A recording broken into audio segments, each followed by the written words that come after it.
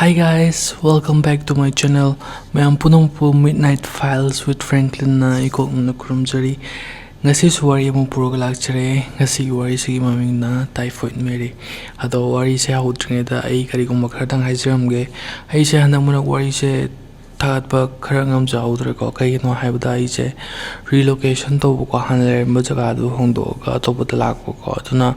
adu haidi anopa internship to lagbo khotba aduna mar moyaga hongto hunjin to bane aduga keno settle to mo na ne ko sita keno tore yamna matam si changre aduga fajana settle torbo matungda matam khara kai thok charaga adumaina aina hana tawjaramba si YouTube channel sa ase makata na no bo hona jarakpani adu mayamna lepali tena support to view mayamna Midnight Files with Franklin na sibu kano to na haidi support to view oina wari se left na dun ta view ko adong wari se ngasi gi wari se mo hudarage ngasi gi wari se maming sina Typhoid Mary hai bo wari se amna kano to wari oi toine ko haidi koi US the Tokyo ko New York sta moigi 1800s tagi 1880s ko matam si swai 1900 ko sum simark se swai sida Tokyo yamna kino to ba nungai ba su hai tare aduga yamna su kino to hai ba thoi ba mi se asida di yamna nungai gi da ba magi punchi se asibu kaisu leitaba kai matam du da hojik ta haragadi loina mayam sina kino awareness oina ga adumaina leiba pot amo oitoine ko adubu hairiba matam du di awareness leitaba aduga technology se medicine se adugi mari chokole chokol pataraga su adu haiti moiki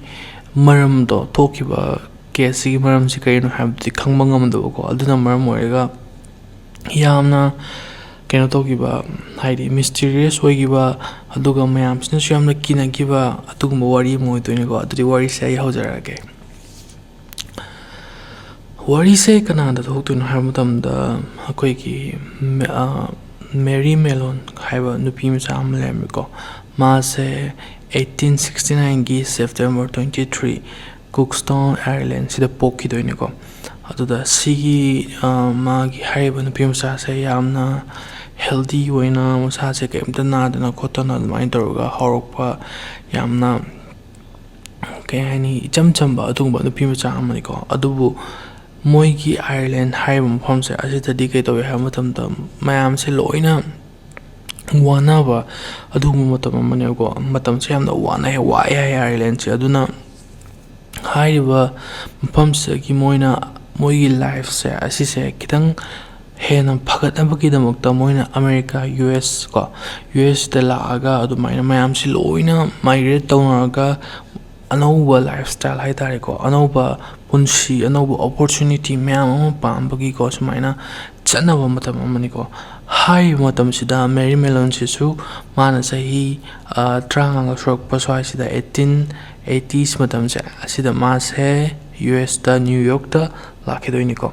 ada mase New York da laaba matungda mana keno torani mase thabak thi matamda chahi tranga gumba sudang ngai ko mase thabak thi ba sida thabak sidi yamna keno towe kaini thabak se ipang phang do moi ki Ireland migrants sing sigi thabak se yam kana aphaba thabak ko aduga yamna respectful oina ba thabak adu madi phangde ba ka hena cleaners kumba aduga sumakanda household domestic helper kumba sumba sing akta phangi ko adubu ngasai gi Mary Mallon sedi magi talent ama yauji ko magi talent se ga ina ham tamda ma se cook ko phajana chak insang thongba khotpa se ma se am hai ko aduga atop keno gumba koi ki wealthy family acho sang myam sigi ma yamna moigi chak insang thongba sida elegant oina ko elegant dishes ko myam ama thongba thak se ma se haiba aduna sigi skill sina mar morega ma se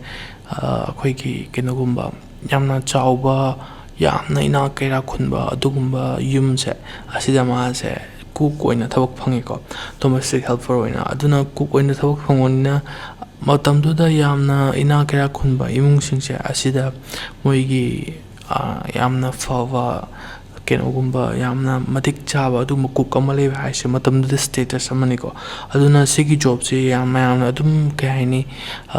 ꯄꯩꯁꯥꯁꯨ ꯐꯖꯅ ꯐꯪꯕ ꯔꯦꯁꯄꯦꯛꯁꯨ ꯑꯗꯨꯝ ꯂꯩꯕ ꯑꯗꯨꯒꯨꯝꯕ ꯏꯃꯤꯒ꯭ꯔꯦꯟꯁꯤꯡꯁꯤꯒꯤ ꯑꯣꯏꯅꯗꯤꯀꯣ ꯑꯗꯨꯒꯨꯝꯕ job ꯑꯃꯅꯤ ꯍꯥꯏꯅꯩꯀꯣ ꯑꯗꯨꯅ ꯃꯥꯅ ꯍꯧꯖꯤꯛꯀꯤ ꯖꯣꯕꯁꯦ ꯇꯧꯔꯦ ꯑꯗꯨ ꯖꯣꯕ ꯇꯧꯕ ꯍꯧꯔꯛꯑꯦ ꯑꯗꯨꯒ ꯃꯥꯁꯦ ꯁꯨꯝ ꯇꯞꯅ ꯇꯞꯅ ꯊꯕꯛꯁꯦ ꯇꯧꯕ ꯈꯣꯠꯄ ꯍꯧꯔꯛꯄꯗꯒꯤꯗꯤ ꯃꯥꯁꯦ pesa nungsa laktana khotana admaina tawrga lerame mase adubu मागी पुंसिसिदा खंगहौदना करिगुम्बा अमा लाक्तोइनेबको अदो सिसे करिनो हाइबदा माना हेक हेक चटलुबा अखोइगी केनोगुम्बा माना थोंग थाउबा अदु मफमसिंगजे असिदने मयामसे हेक नाबा हौरकपा नाबसे सुम हौरकपसिदा माना काइनी मांगसी हप्ता अमानी हौजिकी केनोसिदा चलुरे खलोने मीगी याम वेल्दी ओइबा अदु इमुंग अमदा थबक तौबनेना कुक ओइबनेना चलुरानिको अदु चलुरबा मतुंगदा मासे केनो Taurani ngasai ngatang lerga moigi keno to imungda leiba angang ni khangde ahan ni khangde adom mekta fever se tawdana masa se sadana khotana tawraga adumaina naam se hek tawrukba ko adumaina tawgaleba adagidi ngasai gi Mary Mallon na mana thabak tawruba imung gai sida loina mi gai se na ba sum horok se asigi matang sida ma masa ju kai ni kidang chinaba khonpa nungai ta basi mase adum horokpaneba kaino haitari haidi aina thabak tawruba imung gai se asida loina mayam se na baunare aduna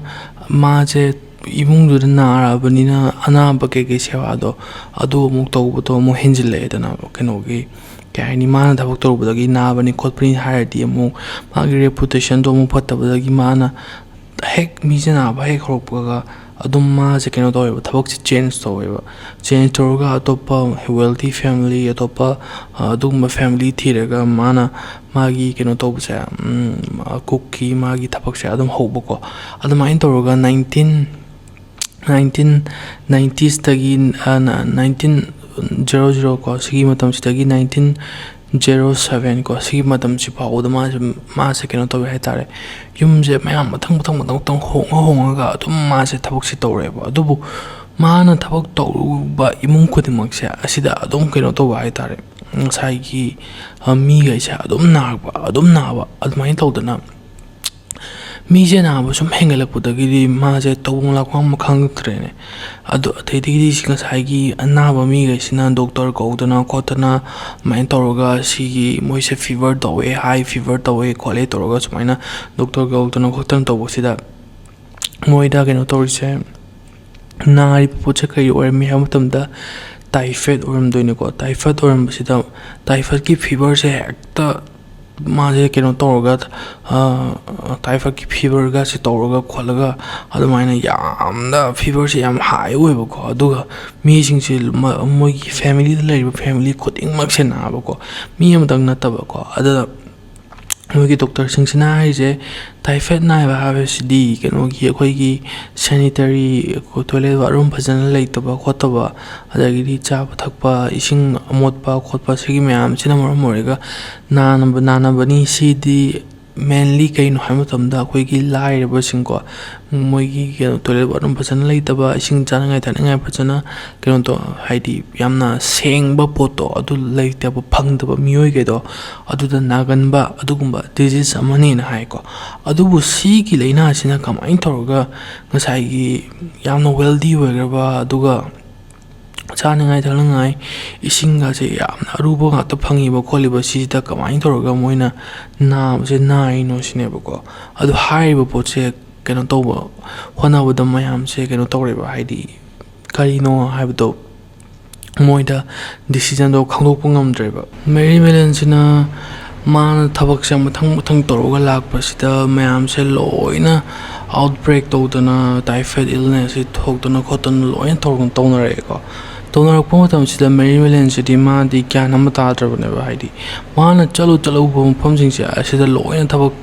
ꯇꯧꯔꯨꯕ ꯃꯐꯝꯁꯤꯡꯁꯦ ꯑꯁꯤꯗ ꯃꯤ ꯃꯌꯥꯝꯁꯦ ꯂꯣꯏꯅ ꯇꯥꯏꯐꯣꯏꯗ ꯇꯧꯗꯅ diarrhoea ꯇꯧꯗꯅ ꯃꯌꯥꯝꯁꯦ ꯂꯣꯏꯅ ꯅꯥꯅꯔꯛꯄꯁꯤꯗ ꯃꯥꯗꯤ ꯒ꯭ꯌꯥꯟ ꯑꯃ ꯃꯥꯡꯗꯅ ꯃꯊꯪ ꯑꯇꯣꯞꯄ ꯐꯦꯃꯤꯂꯤꯗ ꯃꯊꯪ ꯂꯣꯏꯅ ꯍꯣꯡꯉꯒ ꯊꯕꯛꯁꯦ ꯍꯣꯡꯗꯅ ꯇꯧꯔꯛꯄ ꯃꯇꯝꯅꯤꯀꯣ ꯁꯤꯒꯤ ꯃꯇꯝꯁꯤꯗ ꯃꯥꯅ ꯂꯣꯡ ꯑꯥꯏꯂꯦꯟ USꯀꯤ ꯂꯣꯡ ꯑꯥꯏꯂꯦꯟ ꯍꯥꯏꯔꯤꯕ ꯃꯐꯝꯁꯤꯗ ꯚꯦꯀꯦꯁꯟ ꯍꯥꯎꯁ ꯑꯃꯗ ꯃꯥꯁꯦ ꯊꯕꯛ ꯇꯧꯔꯝꯃꯦꯀꯣ ꯀꯨꯛ ꯑꯣꯏꯅ ꯑꯗ ꯊꯕꯛ ꯇꯧꯔꯝꯕꯗꯨꯗ ꯀꯩꯅꯣ ꯇꯧꯋꯦ ꯍꯥꯏꯇꯥꯔꯦ ꯃꯣꯏꯒꯤ ꯂꯩꯔꯝꯃꯤꯕ ꯃꯤꯑꯣꯏꯁꯤꯡꯁꯦ ꯑꯁꯤꯗ ꯄꯤꯖꯕ ꯄꯤꯊꯛꯄ ꯃꯥꯅ ꯆꯥꯛ ꯏꯟꯁꯥꯡ ꯇꯧꯕ ꯃꯇꯝꯁꯦ ꯑꯁꯤꯗ ꯃꯄꯥꯟꯗꯒꯤ ꯌꯦꯡꯕ ꯃꯇꯝꯗꯗꯤ ꯀꯩꯁꯨ ꯍꯦꯛꯇ ꯌꯥꯝꯅ ꯂꯛꯖꯔꯤ ꯑꯣꯏꯅ ꯌꯥꯝꯅ ꯅꯥꯟꯅ ꯐꯖꯅ ꯊꯣꯡꯉꯦꯕ ꯆꯥꯛ ꯏꯟꯁꯥꯡꯁꯤꯡꯁꯦ ꯑꯗꯨꯕꯨ ꯍꯥꯏꯔꯤꯕ ꯂꯣꯡ ꯑꯥꯏꯂꯦꯟꯁꯤꯗ ꯚꯦꯀꯦꯁꯟ ꯍꯥꯎꯁꯇ ꯂꯥꯛꯄ ꯃꯤꯑꯣꯏꯁꯤꯡꯁꯦ ꯑꯁꯤꯁꯦ ꯇꯞꯅ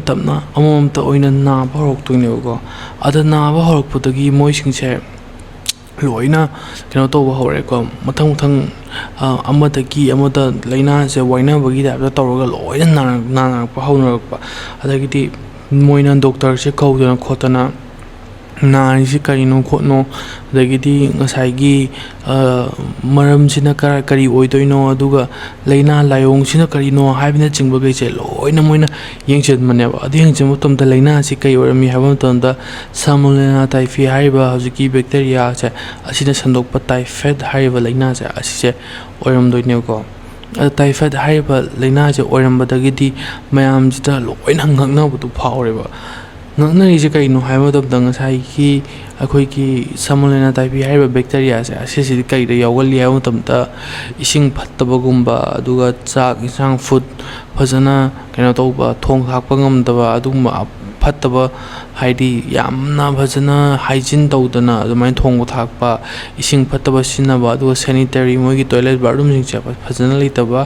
ꯑꯗꯨꯒꯨꯝꯕ ꯃꯐꯝꯁꯤꯡꯁꯦ ꯑꯁꯤꯗ ꯍꯥꯏꯔꯤꯕ ꯕꯦꯛꯇꯦꯔꯤꯌꯥ ꯑꯁꯤ ꯂꯩꯒꯜꯂꯤ ꯑꯗꯨꯒ ꯁꯤꯒꯤ ꯕꯦꯛꯇꯦꯔꯤꯌꯥ ꯑꯁꯤꯅ ꯇꯥꯏꯐꯣꯏꯗꯁꯦ ꯊꯣꯛꯍꯜꯂꯤ ꯁꯤꯅꯦꯕꯀꯣ ꯑꯗꯨꯕꯨ ꯁꯤꯒꯤ ꯍꯥꯏꯔꯤꯕ ꯃꯣꯏꯒꯤ ꯕꯦꯛꯇꯦꯔꯤꯌꯥ ꯑꯁꯤꯅ ꯂꯥꯛꯅꯕ ꯆꯪꯉꯛꯅꯕ ꯃꯔꯝ ꯃꯌꯥꯝꯁꯦ ꯑꯁꯤꯁꯦ ꯁꯤꯒꯤ ꯂꯣꯡ ꯑꯥꯏꯂꯦꯟꯒꯤ ꯃꯣꯏꯒꯤ ꯁꯝꯃꯔ ꯀꯩꯅꯣ ꯌꯥꯝ ꯂꯛꯖꯔꯤ ꯑꯣꯏꯔꯤꯕ ꯑꯗꯨꯒꯨꯝꯕ ꯍꯥꯎꯁꯁꯦ ꯌꯨꯝꯁꯦ ꯑꯁꯤꯗꯗꯤ ꯁꯤꯒꯨꯝꯕ ꯕꯦꯛꯇꯦꯔꯤꯌꯥ ꯃꯌꯥꯝꯁꯦ ꯂꯥꯛꯅꯕ ꯃꯔꯝ ꯑꯃꯠꯇ ꯂꯩꯇꯦꯕ ꯏꯁꯤꯡ ꯍꯥꯏꯔꯦ ꯃꯣꯗꯔꯟ ꯇꯦꯞ ꯋꯥꯇꯔ ꯁꯤꯁꯇꯦꯝꯗꯨ ꯄꯥꯜꯂꯤꯅꯤ ꯑꯗꯨꯒ ꯃꯣꯏꯒꯤ ꯀꯩꯅꯣ ꯍꯥꯏꯔꯦ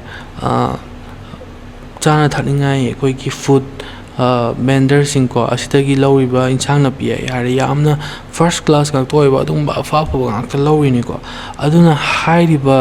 ꯁꯦꯅꯤꯇꯔꯤ ꯕꯥꯠꯔꯨꯝ ꯇꯣꯏꯂꯦꯠꯁꯨ ꯐꯖꯅ ꯂꯩꯔꯤꯅꯤ ꯑꯗꯨꯅ ꯁꯤꯒꯤ ꯅꯥꯔꯛꯅꯤꯡꯉꯥꯏꯒꯤ ꯃꯔꯝꯁꯦ ꯑꯁꯤꯁꯦ ꯂꯩꯇꯦꯕ ꯏꯂꯩ ꯂꯩꯇꯦꯕ ꯑꯗꯨꯅ ꯃꯌꯥꯝꯁꯤꯅ ꯉꯛꯅꯕꯗꯒꯤ ꯉꯁꯥꯏꯒꯤ ꯗꯣꯛꯇꯔ ꯀꯧꯕꯗꯒꯤ ꯍꯦꯟꯗꯣꯛꯇꯅ ꯃꯣꯏꯅ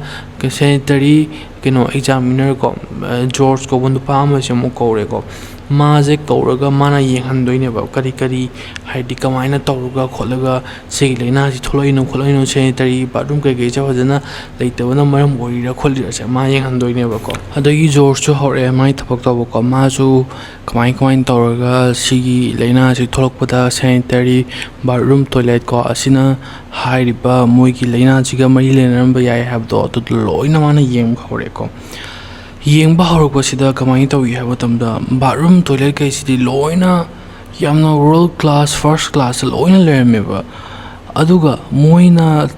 ꯃꯥꯅ ꯕꯥꯠꯔꯨꯝ ꯇꯣꯏꯂꯦꯠꯁꯤꯗ ꯀꯔꯤꯝꯇ ꯑꯗꯨꯒꯨꯝꯕ ꯑꯁꯣꯏꯕ ꯑꯗꯨꯒ ꯕꯦꯛꯇꯦꯔꯤꯌꯥꯁꯦ ꯂꯥꯛꯅꯕ ꯈꯣꯠꯅꯕ ꯃꯔꯝꯁꯦ ꯑꯃꯠꯇ ꯎꯔꯛꯇ꯭ꯔꯕꯅꯤꯅ ꯃꯥꯅ ꯁꯣꯝ ꯅꯥꯀꯟꯒꯤ ꯃꯣꯏꯒꯤ ꯆꯥꯅ ꯊꯛꯅꯤꯡꯉꯥꯏ ꯃꯣꯏꯒꯤ ꯚꯦꯟꯗꯔꯁꯤꯡ ꯏꯟꯁꯥꯡ ꯅꯥꯄꯤ ꯂꯧꯔꯤꯕ ꯃꯐꯝꯁꯤꯡ ꯑꯗꯨꯒ ꯃꯣꯏꯒꯤ ꯁꯪꯒꯣꯝ ꯂꯧꯐꯝꯁꯤꯡ ꯂꯩꯔꯤꯕ ꯏꯁꯤꯡ ꯀꯩꯀꯥꯁꯦ ꯂꯣꯏꯅ ꯗꯦꯂꯤ ꯂꯥꯏꯐꯇ ꯆꯪꯉꯤꯕ ꯄꯣꯠ ꯆꯩꯁꯤꯡꯁꯦ ꯂꯣꯏꯅ ꯌꯦꯡꯉꯦꯀꯣ ꯃꯥꯅ ꯑꯗ ꯌꯦꯡꯕ ꯃꯇꯝꯗ ꯂꯣꯏꯅ ꯀꯔꯤꯝꯇ ꯑꯦ ꯒ꯭ꯔꯦꯗ ꯉꯥꯛꯇꯅꯤꯀꯣ ꯂꯩꯔꯝꯃꯤꯁꯦ ꯑꯗ ꯃꯥꯅ ꯃꯥꯒꯤ ꯀꯩꯅꯣꯁꯦ ꯃꯥꯒꯤ ꯍꯧꯖꯤꯛꯀꯤ ꯏꯟꯚꯦꯁꯇꯤꯒꯦꯁꯟ ꯇꯧꯕꯒꯤ ꯗꯤꯔꯦꯛꯁꯟꯁꯦ ꯃꯥꯅ ꯍꯣꯡꯉꯦꯀꯣ ꯗꯤꯔꯦꯛꯁꯟꯁꯦ ꯍꯣꯡꯉꯒ ꯃꯥꯅ ꯀꯔꯤ ꯇꯧꯏ ꯍꯥꯏꯕ ꯃꯇꯝꯗ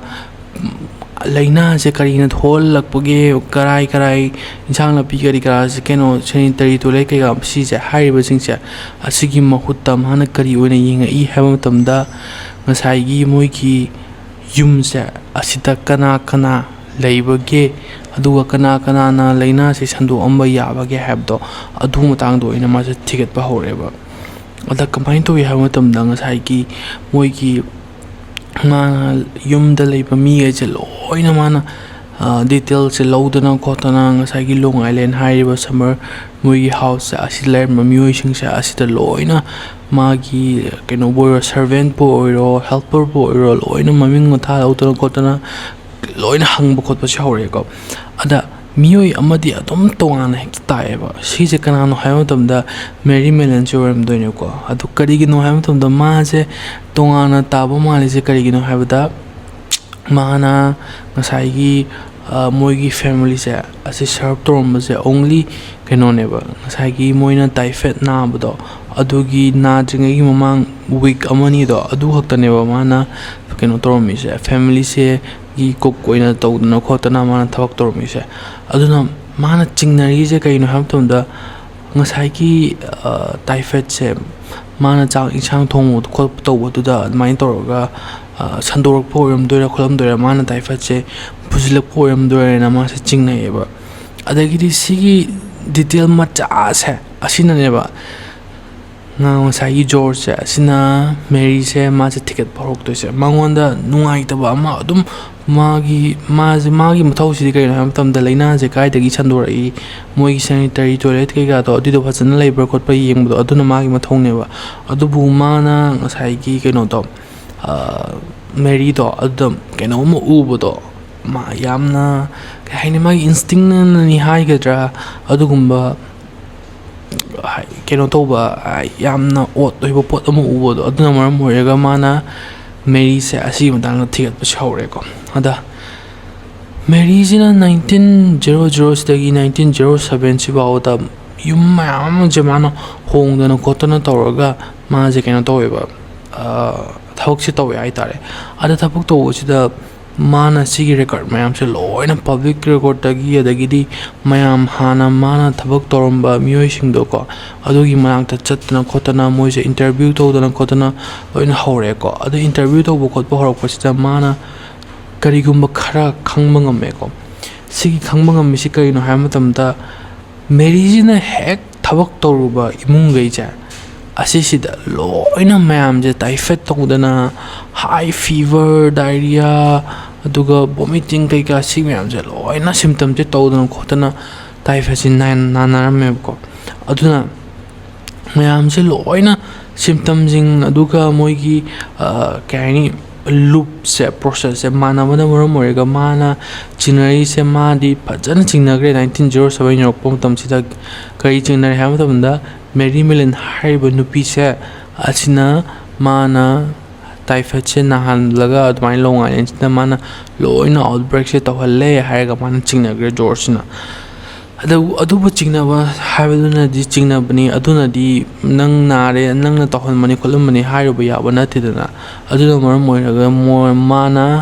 ꯄ꯭ꯔꯨꯐ ꯑꯗꯨꯒ ꯃꯥꯒꯤ ꯊꯤꯑꯣꯔꯤꯁꯤꯕꯨ ꯁꯞꯄꯣꯔꯠ ꯇꯧꯕ ꯏꯚꯤꯗꯦꯟꯁ ꯀꯣ ꯁꯤꯒꯤ ꯃꯌꯥꯝꯁꯦ ꯈꯣꯝꯒꯠꯅꯕ ꯃꯥꯁꯦ ꯀꯩꯅꯣꯁꯦ ꯃꯦꯔꯤꯁꯦ ꯑꯁꯤꯒꯤ ꯃꯥꯒꯤ ꯈꯣꯡꯒꯨꯟꯁꯦ ꯂꯤꯕ ꯍꯧꯔꯛꯇꯣꯏꯅꯦꯕꯀꯣ ꯑꯗ ꯃꯦꯔꯤꯁꯦ ꯃꯥꯅ ꯊꯤꯔꯛꯄ ꯃꯇꯝꯁꯤꯗ ꯃꯦꯔꯤꯁꯦ ꯀꯥꯏꯗ ꯐꯪꯉꯤ ꯍꯥꯏꯕ ꯃꯇꯝꯗ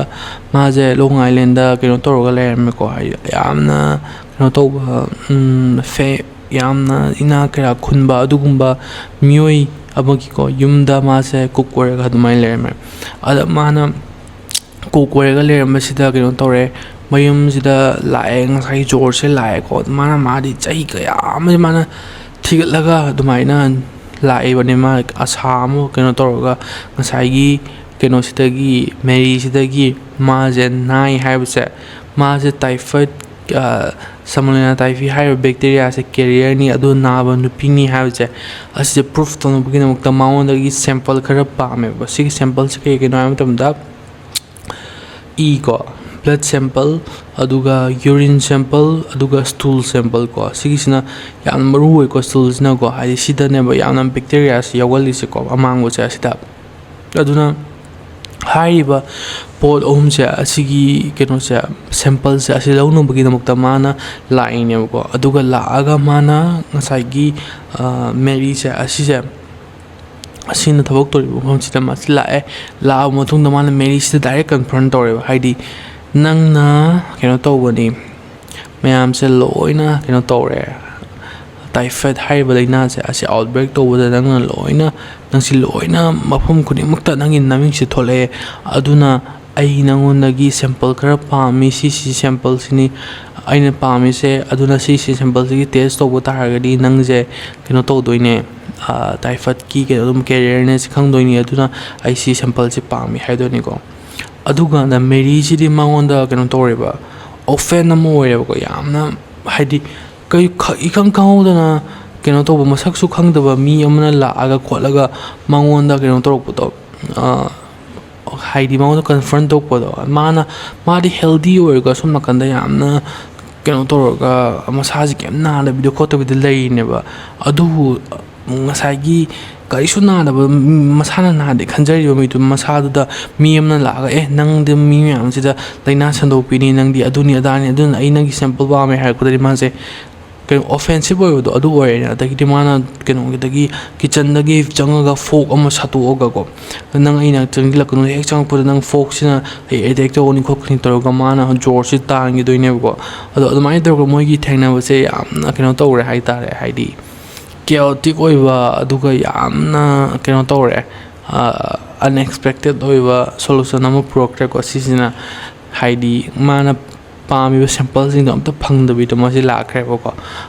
ꯑꯗꯨꯕꯨ ꯖꯣꯔꯖꯁꯤꯅꯗꯤ ꯃꯥꯁꯤ ꯀꯩꯅꯣ ꯇꯧꯕꯁꯤ, ꯃꯥꯅ ꯍꯣꯠꯅꯕ, ꯃꯥꯒꯤ ꯍꯧꯖꯤꯛꯀꯤ ꯃꯦꯔꯤꯗꯒꯤ ꯁꯦꯝꯄꯜꯁꯤ ꯐꯪꯅꯕ ꯍꯣꯠꯅꯕꯁꯤꯗꯤ ꯂꯦꯞꯇꯦꯀꯣ. ꯑꯗꯨꯒ ꯍꯥꯏꯔꯤꯕ ꯃꯊꯪꯒꯤ ꯀꯩꯅꯣꯁꯤꯗꯗꯤ, ꯃꯊꯪ ꯖꯣꯔꯖꯁꯤꯅ ꯍꯣꯠꯅꯕꯅ ꯃꯔꯝ ꯑꯣꯏꯔꯒ ꯃꯦꯔꯤꯒꯤ ꯃꯐꯝꯁꯤꯗ ꯀꯅꯥ ꯑꯣꯏꯅ ꯂꯥꯛꯀꯅꯤ ꯍꯥꯏꯕ ꯃꯇꯝꯗ ꯃꯣꯏꯒꯤ US ꯁꯤꯒꯤ ꯄꯕ꯭ꯂꯤꯛ ꯍꯦꯜꯊ ꯀꯣ, ꯑꯗꯨꯒꯤ ꯃꯣꯏꯒꯤ ꯑꯣꯐꯤꯁꯁꯦ, ꯑꯁꯤꯗꯒꯤ ꯏꯟꯚꯦꯁꯇꯤꯒꯦꯇꯔ ꯅꯠꯇꯕ ꯗꯥꯏꯔꯦꯛ ꯃꯣꯏꯒꯤ ꯑꯣꯐꯤꯁꯤꯌꯦꯜ ꯃꯤꯈꯩꯁꯦ ꯑꯁꯤ ꯑꯣꯏꯅ ꯂꯥꯛꯑꯒ ꯃꯦꯔꯤꯒꯤ ꯊꯣꯡꯁꯦ ꯊꯤꯜꯂꯗꯣꯏꯅꯦꯕꯀꯣ ꯍꯟꯗꯛꯇꯤꯀꯣ. ꯑꯗꯨꯒ ꯀꯩꯅꯣꯁꯦ ꯃꯦꯔꯤꯁꯤꯗꯒꯤ ꯍꯥꯏꯗꯤ ꯀꯟꯐ꯭ꯔꯟ ꯇꯧꯔꯒ ꯑꯗꯨꯃꯥꯏꯅ ꯇꯧꯔꯛꯇꯣꯏꯅꯦ. ꯑꯗꯒꯤꯗꯤ ꯍꯧꯖꯤꯛꯀꯤ ꯀꯩꯅꯣꯁꯦ ꯃꯦꯔꯤ ꯃꯦꯂꯟꯁꯦ, ꯑꯁꯤꯁꯦ ꯀꯩꯅꯣ ꯇꯧꯔꯦ, ꯃꯥꯒꯤ ꯃꯌꯨꯝꯁꯤꯗ ꯑꯣꯐꯤꯁꯤꯌꯦꯜꯁ, ꯅ꯭ꯌꯨ ꯌꯣꯔꯛꯀꯤ ꯃꯣꯏꯒꯤ ꯍꯦꯜꯊ ꯑꯣꯐꯤꯁꯤꯌꯦꯜꯁ ꯃꯌꯥꯝꯁꯤꯅ ꯂꯥꯛꯑꯒ ꯈꯣꯠꯂꯒ ꯃꯥꯁꯦ ꯀꯩꯅꯣ ꯇꯧꯗꯣꯏꯅꯦ. ꯃꯊꯪꯗꯗꯤ ꯃꯥꯒꯤ ꯁꯦꯝꯄꯜꯁꯦ ꯑꯁꯤ ꯂꯧꯅꯕꯒꯤꯗꯃꯛꯇ ꯃꯣꯏ ꯍꯣꯠꯅꯔꯛꯇꯣꯏꯅꯦꯀꯣ. ꯑꯗꯨꯗ ꯑꯍꯥꯟꯕꯗ ꯗꯣꯛꯇꯔ ꯁꯥꯔꯥꯁꯦ ꯀꯧꯕ ꯅꯨꯄꯤ ꯑꯃ ꯂꯩꯀꯣ, ꯃꯥꯁꯦ ꯂꯥꯛꯇꯣꯏꯅꯦ. ꯃꯥꯅ ꯂꯥꯛꯑꯒ ꯐꯖꯅ ꯑꯦꯛꯁꯄ꯭ꯂꯦꯟ ꯇꯧꯗꯣꯏꯅꯦ, ꯍꯥꯏꯗꯤ ꯁꯤꯒꯤ ꯅꯪꯒꯤ ꯅꯥꯔꯤꯕ ꯇꯥꯏꯐꯣꯏꯗꯁꯦ, ꯑꯁꯤꯁꯦ ꯅꯥꯏꯁꯦ ꯈꯪꯅꯕꯒꯤꯗꯃꯛꯇ ꯑꯩꯈꯣꯏꯅ ꯁꯦꯝꯄꯜ ꯂꯧꯔꯒ ꯈꯣꯠꯂꯒ ꯇꯦꯁ ꯇꯧꯕ ꯑꯃ ꯗꯔꯀꯥꯔ ꯂꯩ ꯈꯣꯠꯂꯤ, ꯑꯗꯨꯅ ꯁꯦꯝꯄꯜꯁꯦ ꯅꯪ ꯄꯤꯌꯨ ꯈꯣꯠꯂꯨꯅ ꯃꯥꯅ ꯐꯖꯅ ꯍꯥꯏꯀꯣ. ꯑꯗꯨꯕꯨ ꯍꯥꯏꯔꯤꯕꯁꯦ ꯃꯥꯅ ꯀꯩꯅꯣ ꯇꯧꯗꯣꯏꯅꯦꯕ, ꯗꯤꯀ꯭ꯂꯥꯏꯟ ꯇꯧꯗꯣꯏꯅꯦꯕ. ꯃꯥꯅ ꯈꯜꯂꯤꯁꯦ ꯃꯥꯒꯤ ꯄꯨꯟꯁꯤꯁꯤꯗ ꯑꯇꯣꯞꯄ ꯃꯤꯈꯩꯁꯤꯅ ꯂꯥꯛꯑꯒ ꯂꯣꯏꯅ ꯃꯥꯅ ꯅꯥꯁꯨ ꯅꯥꯗꯕ ꯂꯥꯏꯅꯥ ꯑꯃꯒꯤꯗꯃꯛꯇ ꯃꯌꯥꯝꯁꯤꯅ ꯂꯣꯏꯅ ꯃꯥꯁꯦ ꯀꯩꯅꯣ ꯇꯧꯕꯤꯔꯦ, ꯃꯉꯣꯟꯗ ꯈꯨꯗꯣꯡꯕꯤꯅ ꯊꯤꯜꯂꯔꯦ. ꯑꯗꯨꯃꯥꯏꯅ ꯇꯧꯗꯅ ꯁꯤꯒꯤ ꯄꯣꯠꯁꯦ ꯑꯩꯒꯤ ꯂꯥꯏꯐꯀꯤꯗꯤ ꯌꯥꯝꯅ ꯗꯦꯟꯖꯔ ꯑꯣꯏꯕ ꯇꯥꯡꯀꯛ ꯑꯃꯅꯤ, ꯑꯗꯨꯅ ꯁꯤꯁꯦ ꯑꯩ ꯂꯣꯏꯅ ꯐꯖꯅ ꯗꯤꯀ꯭ꯂꯥꯏꯟ ꯇꯧꯗꯕ ꯌꯥꯗꯦ. ꯑꯩꯅꯁꯨ ꯃꯣꯏꯅ ꯍꯥꯏꯔꯤꯕ ꯁꯦꯝꯄꯜꯁꯤꯡꯁꯦ ꯑꯝꯇ ꯄꯤꯕ ꯌꯥꯗꯦꯅ ꯃꯥꯒꯤ ꯃꯥꯏꯟꯁꯤꯗꯤ ꯃꯥꯅ ꯑꯗꯨꯃꯥꯏꯅ ꯈꯜꯂꯒ ꯂꯩꯖꯈ꯭ꯔꯦꯕꯀꯣ. ꯑꯗꯨꯅ ꯃꯔꯝ ꯑꯣꯏꯔꯒ ꯃꯥꯅ ꯍꯧꯖꯤꯛꯀꯤ ꯁꯦꯝꯄꯜꯈꯩꯁꯦ ꯄꯤꯌꯨ ꯑꯃꯠꯇ ꯌꯥꯗ꯭ꯔꯦ. ꯑꯗꯒꯤꯗꯤ ꯁꯦꯝꯄꯜꯈꯩꯁꯦ ꯄꯤꯌꯨ ꯌꯥꯗꯕꯗꯒꯤ ꯗꯣꯛꯇꯔ ꯁꯥꯔꯥꯁꯤꯁꯨ ꯃꯥꯁꯨ ꯎꯄꯥꯏ ꯂꯩꯇ꯭ꯔꯦꯀꯣ. ꯎꯄꯥꯏ ꯂꯩꯇ꯭ꯔꯕꯅ ꯃꯔꯝ ꯑꯣꯏꯔꯒ ꯃꯥꯅ ꯉꯁꯥꯏꯒꯤ ꯃꯣꯏ ꯍꯦꯜꯊ ꯁꯦꯟꯇꯔꯁꯤꯗ ꯑꯃꯨꯛ ꯍꯜꯂꯛꯑꯒ ꯃꯣꯏꯒꯤ ꯑꯗꯨꯗ ꯂꯩꯔꯤꯕ ꯃꯤ ꯃꯌꯥꯝꯁꯦ ꯑꯁꯤꯗ ꯍꯥꯏꯔꯕ ꯃꯇꯨꯡꯗ ꯃꯣꯏꯈꯩꯁꯤꯅ ꯀꯃꯥꯏꯅ ꯇꯧꯏ ꯍꯥꯏꯕ ꯃꯇꯝꯗ, ꯉꯁꯥꯏꯒꯤ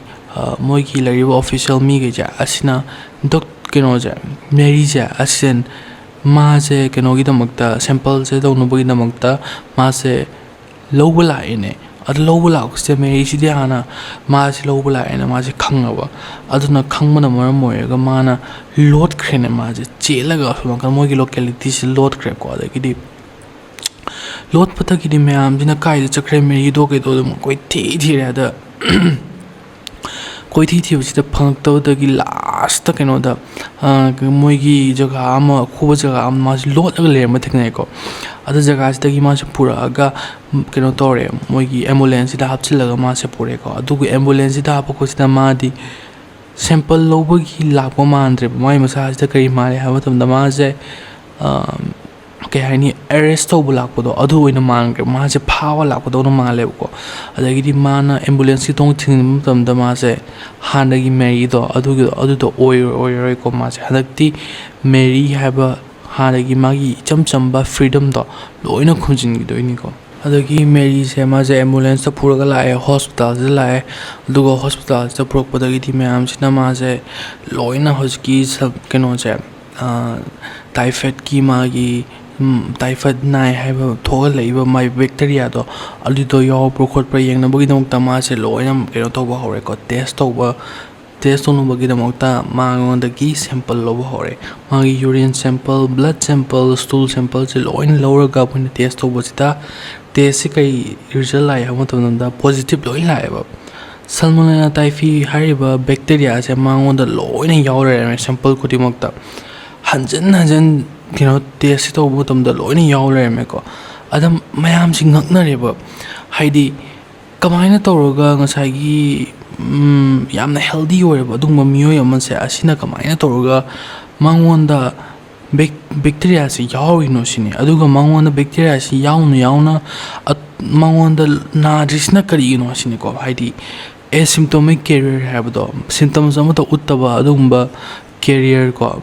ngasagi bacteria do puba aduma miyoi do adudo oireba mase aduna sigi potse 1907 si matam sidadi yamna ngakkiba adugumba medical discovery ama oidoini ko sise aduna mayam jina thajabje ngamnadreba ko sise adumain tawdagidi ngasagi se Mary se yam pakatana khotana kamain tawraga ingonda bu yaudnu noin thaido noi test lan bore moi kholam ngani na mari chap yung lep khre ko aduga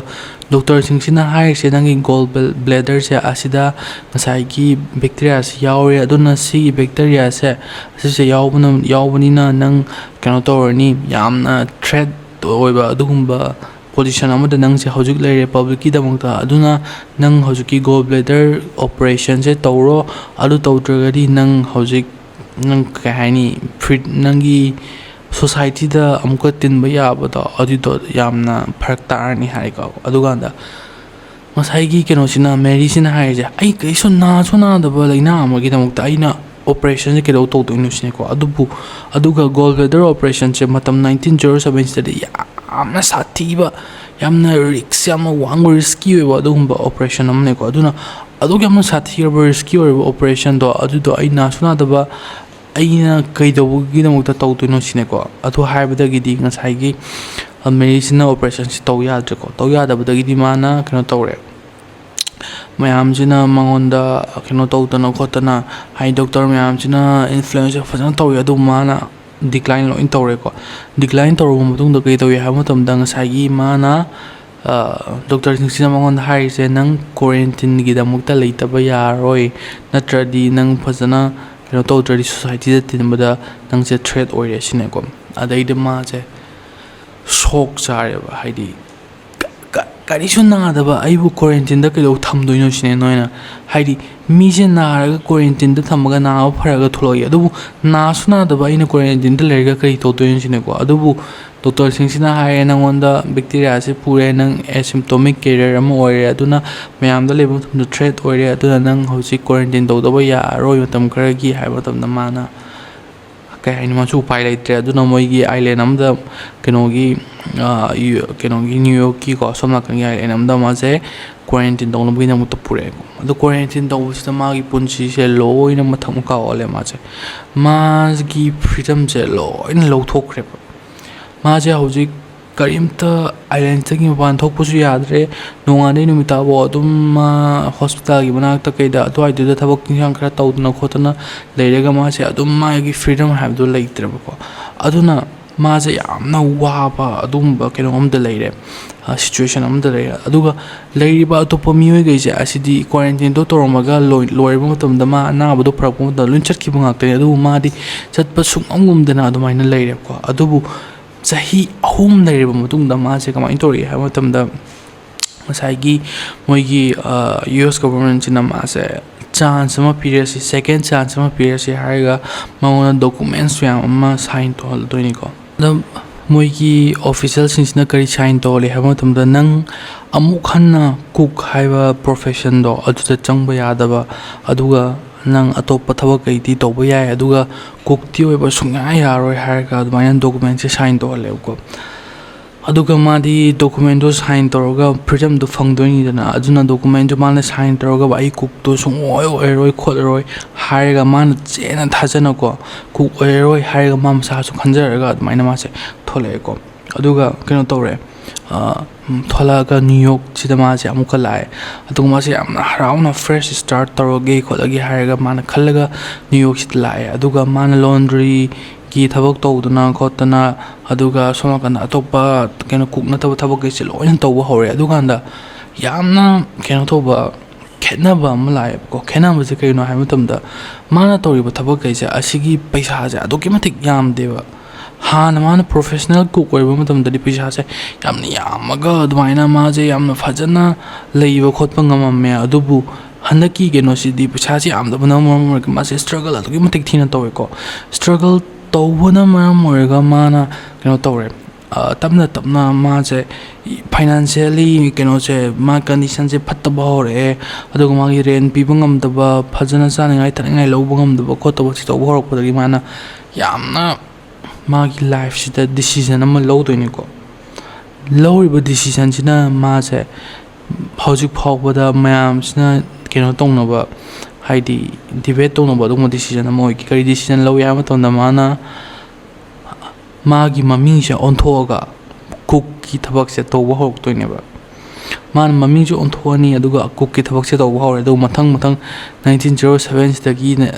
ꯍꯧꯔꯛꯄꯁꯤꯅ ꯃꯊꯪ ꯇꯧꯔꯒ ꯍꯥꯏꯗꯤ ꯃꯥꯁꯦ ꯀ꯭ꯋꯥꯔꯦꯟꯇꯤꯟꯗ ꯂꯩꯔꯨꯔꯒ ꯊꯣꯛꯂꯛꯑꯒꯀꯣ ꯑꯗꯨꯃꯥꯏꯅ 1910 ꯁꯣꯝ ꯅꯥꯀꯟꯗꯒꯤ ꯍꯧꯔꯛꯄꯁꯤꯗ ꯂꯣꯏꯅ ꯃꯥꯅ ꯌꯨꯝ ꯃꯊꯪ ꯑꯇꯣꯞꯄꯁꯤꯗ ꯂꯣꯏꯅ ꯍꯣꯡꯉꯒ ꯈꯣꯠꯂꯒ ꯊꯕꯛꯁꯦ ꯑꯗꯨꯝ ꯇꯧꯔꯦꯀꯣ ꯑꯗꯨꯒ ꯂꯥꯁꯂꯤ ꯃꯥꯅ ꯇꯧꯔꯨꯕ ꯍꯣꯁꯄꯤꯇꯥꯜ ꯑꯃꯗ ꯃꯥꯁꯦ ꯊꯕꯛ ꯇꯧꯋꯦꯀꯣ ꯍꯣꯁꯄꯤꯇꯥꯜꯁꯦ ꯊꯕꯛ ꯇꯧꯕ ꯃꯇꯝꯗ ꯇꯥꯏꯐꯣꯏꯗ ꯑꯥꯎꯠꯕ꯭ꯔꯦꯛ ꯍꯧꯔꯛꯑꯕ ꯃꯌꯥꯝꯁꯤ ꯂꯣꯏꯅ ꯍꯣꯁꯄꯤꯇꯥꯜꯗ ꯂꯩꯔꯤꯕ ꯃꯤꯑꯣꯏꯈꯩ ꯑꯗꯨꯒ ꯃꯣꯏꯒꯤ ꯁ꯭ꯇꯥꯐꯁꯤꯡ ꯂꯩꯔꯤꯕ ꯃꯤ ꯑꯇꯣꯞꯄ ꯍꯥꯏꯗꯤ ꯄꯦꯁꯦꯟꯁꯤꯡ ꯃꯌꯥꯝꯁꯦ ꯂꯣꯏꯅ ꯇꯥꯏꯐꯣꯏꯗꯁꯦ ꯅꯥꯕ ꯍꯧꯔꯛꯑꯦꯅꯦ ꯑꯗ ꯅꯥꯕ ꯍꯧꯔꯛꯄꯗꯒꯤꯗꯤ ꯃꯣꯏꯅ ꯉꯁꯥꯏꯒꯤ investigators aduga sanitary examiners aduga ꯂꯩꯔꯤꯕ ꯑꯩꯈꯣꯏꯒꯤ ꯗꯣꯛꯇꯔꯁꯤꯡ ꯀꯌꯥꯁꯤ ꯂꯣꯏꯅ ꯏꯟꯚꯦꯁꯇꯤꯒꯦꯠ ꯇꯧꯅꯕ ꯀꯧꯔꯛꯄ ꯃꯇꯝꯗ ꯃꯣꯏꯅ ꯆꯥꯅ ꯊꯛꯅꯕꯁꯦ ꯀꯅꯥꯅ ꯍꯦꯟꯗꯜ ꯇꯧꯏ ꯈꯣꯠꯂꯤ ꯍꯥꯏꯗꯤ ꯃꯌꯥꯝꯁꯦ ꯑꯋꯦꯌꯔ ꯑꯣꯏꯔꯕꯅꯤꯗꯅ ꯇꯥꯏꯐꯣꯏꯗꯁꯦ ꯅꯟ ꯀꯦꯔꯤꯌꯔ ꯍꯥꯏ ꯅꯟ ꯑꯁꯤꯝꯇꯣꯃꯦꯇꯤꯛ ꯑꯦꯁꯤꯝꯇꯣꯃꯦꯇꯤꯛ ꯀꯦꯔꯤꯌꯔ ꯂꯩ ꯍꯥꯏꯕꯗꯣ ꯑꯗꯨꯅ ꯃꯔꯝ ꯑꯣꯏꯕꯗꯒꯤ ꯃꯣꯏꯅ ꯀꯨꯛꯇꯣ ꯊꯦꯡꯅꯔꯅꯤꯀꯣ ꯀꯨꯛꯇꯣ ꯊꯦꯡꯅꯕ ꯃꯇꯝꯗ ꯏꯟꯚꯦꯁꯇꯤꯒꯦꯇꯔꯁꯤꯡꯁꯦ ꯑꯁꯤꯅꯗꯤ ꯈꯪꯉꯦꯀꯣ ꯍꯥꯏꯗꯤ ꯃꯦꯔꯤꯗꯣ ꯑꯣꯏꯔꯦꯕ ꯃꯣꯏꯅꯗꯤ ꯎꯕ ꯃꯇꯝꯗ ꯍꯥꯏꯗꯤ ꯃꯥꯒꯤ ꯐꯦꯁꯇꯣ ꯌꯥꯝꯅ ꯐꯦꯃꯤꯂꯤꯌꯔ ꯑꯣꯏꯕ ꯑꯗꯨꯒꯨꯝꯕ ꯑꯣꯏꯔꯕꯅꯤꯅ ꯃꯣꯏꯅꯗꯤ ꯈꯪꯉꯕꯀꯣ ꯑꯗꯨꯅ ꯃꯥꯁꯦ ꯂꯣꯠꯈꯤꯗꯣꯏꯅꯦꯕꯀꯣ ꯆꯦꯟꯈ꯭ꯔꯒ ꯃꯥꯁꯦ ꯂꯣꯠꯈꯤꯗꯣꯏꯅꯦ ꯑꯗꯨꯒ ꯉꯁꯥꯏꯒꯤ ꯖꯣꯔꯖꯇꯣ ꯑꯗꯨꯅ ꯃꯥꯁꯦ ꯊꯦꯜꯗꯣꯏꯅꯦꯀꯣ ꯑꯗꯨꯒ ꯊꯦꯜꯂꯒ ꯃꯥ ꯂꯥꯁꯇ ꯍꯧꯖꯤꯛ ꯃꯦꯔꯤꯁꯦ ꯐꯪꯉꯅꯤꯀꯣ ꯑꯗꯨ ꯐꯪꯉꯒ ꯃꯥꯁꯦ ꯃꯦꯔꯤꯁꯦ ꯑꯃꯨꯛꯀ ꯍꯟꯅ ꯉꯁꯥꯏꯒꯤ ꯑꯥꯏꯂꯦꯟꯗꯨꯗ ꯇꯧꯕ ꯂꯥꯛꯑꯅꯤ ꯃꯥꯁꯦ ꯀ꯭ꯋꯥꯔꯦꯟꯇꯤꯟ ꯇꯧꯕ ꯂꯥꯛꯑꯅꯤ ꯑꯗꯨꯒ ꯀ꯭ꯋꯥꯔꯦꯟꯇꯤꯟ ꯇꯧꯕ ꯂꯥꯛꯑꯒ ꯃꯥꯁꯦ ꯆꯍꯤ ꯇꯧꯔꯒ ꯗꯤꯀꯦꯠ ꯑꯅꯤꯃꯨꯛꯀꯣ ꯉꯁꯥꯏꯒꯤ ꯀ꯭ꯋꯥꯔꯦꯟꯇꯤꯟ ꯇꯧꯐꯝꯗꯣ ꯑꯗꯨꯗ ꯂꯩꯔꯝꯃꯒ ꯃꯥꯁꯦ ꯇꯧꯈꯤꯗꯣꯏꯅꯦ ꯃꯥꯁే ꯂꯩꯈꯤꯔꯣꯏꯗꯣꯏꯅꯤꯀꯣ ꯕ꯭ꯔꯦꯟ ꯍꯥꯏꯗꯤ ꯁ꯭ꯇ꯭ꯔꯣꯛ ꯑꯃ ꯇꯧꯕꯗꯒꯤ ꯃꯥꯒꯤ ꯍꯛꯆꯥꯡꯁꯦ ꯇꯪꯈꯥꯏ ꯑꯃ ꯄꯦꯔꯥꯂꯥꯏꯁ ꯇꯧꯔꯅꯤꯀꯣ ꯑꯗ ꯄꯦꯔꯥꯂꯥꯏꯁ ꯇꯧꯔꯒ ꯑꯗꯨꯃꯥꯏꯅ ꯇꯧꯕꯗꯒꯤꯗꯤ ꯃꯥꯁꯦ ꯌꯥꯝꯅ ꯋꯥꯅ ꯃꯥꯒꯤ ꯑꯔꯣꯏꯕ ꯄꯨꯟꯁꯤ ꯇꯥꯡꯀꯛꯁꯦ ꯑꯁꯤꯗ ꯍꯤꯡꯉꯝꯃꯒ ꯀ꯭ꯋꯥꯔꯦꯟꯇꯤꯟ ꯇꯧꯐꯝꯁꯤꯗ ꯑꯗꯨꯝ ꯂꯩꯈꯤꯔꯣꯏꯗꯣꯏꯅꯤꯀꯣ ꯑꯗꯣ ꯑꯗꯨꯃꯥꯏꯅ ꯇꯧꯕ ꯂꯩꯈꯤꯗꯕꯁꯤꯗ ꯃꯥꯒꯤ ꯄꯨꯟꯁꯤꯁꯤꯗ ꯐ꯭ꯔꯤꯗꯝ ꯍꯥꯏꯕꯗꯣ ꯑꯗꯨꯒꯤ ꯆꯥꯟꯁꯇꯣ ꯑꯃꯨꯛ ꯐꯪꯈꯤꯗ꯭ꯔꯦꯕ ꯉꯁꯥꯏꯒꯤ ꯇꯧꯕ ꯃꯇꯝꯁꯤꯗꯒꯤꯗꯤ ꯃꯥꯅ ꯃꯥꯒꯤ ꯂꯥꯏꯐꯇꯨꯗ ꯁꯣꯠ ꯑꯃ ꯄꯤꯒꯦ ꯍꯥꯏꯔꯒ ꯃꯥꯅ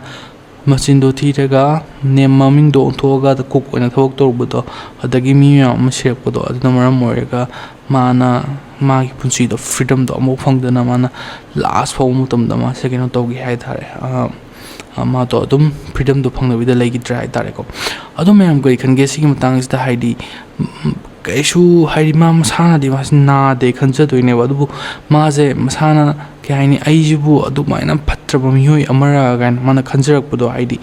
ꯑꯩ ꯀꯩꯁꯨ ꯅꯥꯗꯕ ꯑꯩꯅ ꯃꯔꯝ ꯑꯣꯏꯔꯒ ꯃꯤ ꯑꯇꯣꯞꯄ ꯃꯌꯥꯝ ꯑꯃꯁꯨ ꯁꯤꯔꯦꯀꯣ ꯑꯗꯨꯃꯥꯏꯅ ꯇꯧꯔꯒ ꯃꯦꯔꯤꯁꯦ ꯀꯩ ꯍꯥꯏꯅꯤ ꯃꯇꯝꯗꯨꯗ ꯃꯌꯥꯝꯁꯤꯅ ꯐꯣꯜꯁꯂꯤ ꯇ꯭ꯔꯤꯠ ꯇꯧꯕꯤꯈꯤꯕ ꯃꯌꯥꯝꯁꯤꯅ ꯂꯥꯟꯅ ꯇ꯭ꯔꯤꯠ ꯇꯧꯕꯤꯈꯤꯕ꯭ꯔꯥ ꯑꯗꯨꯒ ꯃꯌꯥꯝꯁꯤꯅ ꯀꯤꯅꯕꯗꯨꯅ ꯍꯦꯟꯃꯟꯕꯗꯒꯤ ꯃꯣꯏꯒꯤ ꯃꯇꯝꯒꯤ ꯃꯇꯨꯡ ꯏꯟꯅ ꯃꯦꯗꯤꯁꯤꯟ ꯀꯩꯀꯥꯗꯣ ꯃꯥꯅ ꯑꯁꯣꯝ ꯅꯥꯀꯟꯗ ꯂꯩꯔꯤꯉꯩ ꯃꯇꯝꯗ quarantine ki chahi 20 years na lei matam chokholai ni ko adubu Mary Mallon si di adum kauthok pe ga thamgrabane ko adum mayam mangonda hena mineng chamgi bom thokpra mayam se ki bane henman gi na mioi ba amagi freedom du pulam mat pi khibra ko siki matang na mayam kai khan ga abdo comment da habira modo agi minal files frankly na sibulo fof to da we gi dong thani ngai ta ka chari duga mayam na wari se no be ga like to bira mo share to bira mo support to bira mo duga mayam na midnight files frankly na sibu support to people ina mayam gi mama yam no khubi sing aduna subscribe button sing adu nambi tuna midnight files with frankly na sibu channel sibu support to people ina subscribe to bira mo adudi mathangi wari da mo thengar si mayam wari nungai mayam pro lak sage ngasi gi sorry sum lo shin jar ki mayam thank you so much bye